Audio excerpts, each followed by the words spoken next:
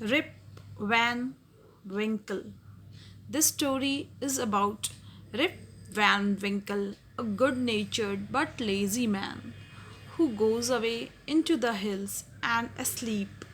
When he awakens 20 years later, Rip finds that quite a few things have changed. ये कहानी है एक नौजवान की जिसका नाम था रिप वैन विंकल। उसका स्वभाव बड़ा ही अच्छा था, लेकिन वह बड़ा आलसी भी था। एक बार वह पहाड़ों पे गया और वहाँ जाकर सो गया। जब वो जागा 20 साल बाद, तब उसने पाया कि बहुत सारी चीज़ें बदल चुकी हैं। Many years ago, at the foothills of Catskill Mountains was a little village.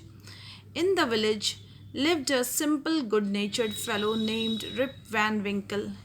He was a kind neighbor, ready to help anyone. काफ़ी पुरानी बात है, काफ़ी साल पहले पहले की बात है कि माउंटेन्स था कैट्सकिल नाम का। उस वहाँ पे एक छोटा सा गांव था। उस गांव में एक बड़ा ही अच्छे स्वभाव का नौजवान रहता था जिसका नाम था रिप वैन विंकल। वो बड़ा ही अच्छा, बड़ा ही दयालु पड़ोसी था।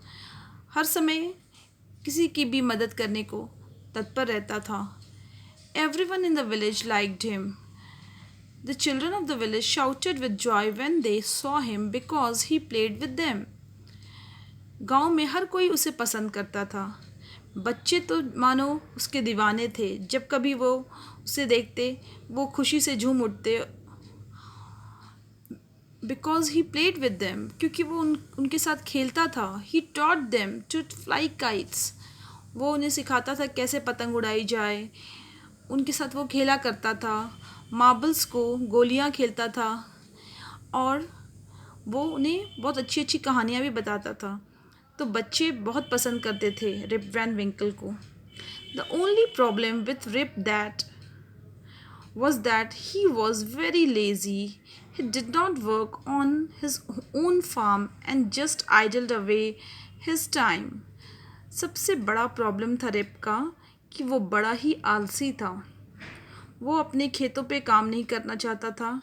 बस वो यहाँ वहाँ घूम के अपने समय को बर्बाद किया करता था। His fences were falling to pieces. His cow was going stray. Weeds grew on the farm. Rip's constant companion was the dog named Wolf. To avoid work, he would walk away with into the forest with his dog. उसका जो खेत था, उसका farm था, उस वहाँ पे जो फेंस था और चारदीवारी थी, वो टूट रही थी। वहाँ जो फार्म में बहुत सारे वीड्स ग्रो हो गए थे। जो अनवांटेड प्लांट्स होते हैं उन्हें वीड्स कहते हैं।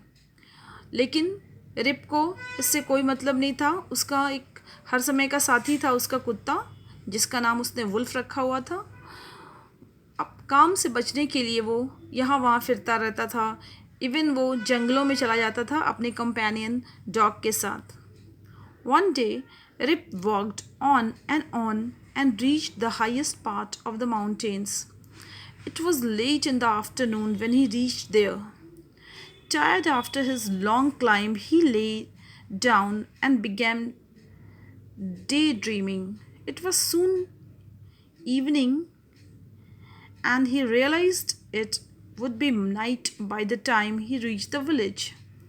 एक बार इसी तरह वो काम से बचने के लिए एक पहाड़ पे चढ़ गया। और जब वो पहाड़ पे पहुंचा तो देखा कि दोपहर हो चुकी थी और वो काफ़ी थक भी चुका था। तो वहाँ पे वो लेट गया। He lay down and began day dreaming. और वहाँ लेट कर वो डे ड्रीमिंग करने लगा, यानी कि स्वप्न देखने लगा। It was soon evening and he realise that it would be night. और जल्दी ही शाम हो गई और उसने सोचा कि अब तो रात हो जाएगी घर पहुंचते पहुंचते, क्योंकि विलेज उसका जो गांव था वो वहाँ से काफ़ी दूर था। तो रिप एक तरह से माउंटेन पे फंसा हुआ पाया खुद को. Suddenly, he heard a voice calling out, Rip Van Winkle, Rip Van Winkle. He looked around and saw a short old man with thick hair and grizzled beard walking towards him with a barrel. अचानक उसने एक आवाज़ सुनी. उसका नाम कोई पुकार रहा था बार बार. उसने चारों ओर देखा तो पाया कि एक छोटा सा आदमी, बहुत घने बाल हैं जिसके, और जो दाढ़ी है वो लगभग भूरी या सफ़ेद सी दिख रही थी. वो एक बैरल लेके, एक ड्रम टाइप की चीज़ लेकर उसकी तरफ बढ़ रहा था. He made signs to help him carry the barrel. और वो साइंस इशारे कर रहा था कि मुझे इस बैरल को कैरी करने में मदद करो, मेरी मदद करो. Rip hurried to help the stranger who caught his hand tightly. Rip की तो आदत थी सबका मदद करने में, उसे बहुत आनंद आता था. तो वो जल्दी से उस अनजान आदमी, स्ट्रेंजर मीन्स अनजान आदमी के पास चला गया और उसने उसका हाथ पकड़ लिया. Together they reached a place where there were some more odd-looking men playing nine pins. और वे दोनों साथ मिलके उस बैरल को उठाते हुए पहुँचे एक जगह जहाँ उसने देखा कि वहाँ पे कुछ और उसी तरह के आदमी हैं जो कि खेल रहे हैं नाइन पिन्स. नाइन पिन्स एक गेम होता है जिसमें बॉल रहता है. बॉल के थ्रू बॉल को लुढ़का के बॉटल्स को गिराया जाता है. तो they were all dressed the same way and all of them had beards of various shapes and colors. और वे सारे आदमी जो थे वो भी अजीब से कपड़े पहने हुए थे और सभी के सभी का बहुत लंबी लंबी दाढ़ियाँ थी जिनका शेप लेकिन अलग अलग था, कलर्स भी अलग अलग था. Even though they were playing a game, their faces were serious. वो लोग गेम खेल रहे थे लेकिन उनका जो फेस था बड़ा ही सीरियस सा दिख रहा था, संजीदा दिख रहा था. एंड देयर वाज साइलेंस, और शांति भी थी वहाँ पे. ऐसे हम लोग जब खेलते हैं तो बहुत आवाज़ आती है, हम लोग भी शाउट करते हैं, लेकिन वो लोग बहुत सीरियसली दे वर प्लेइंग.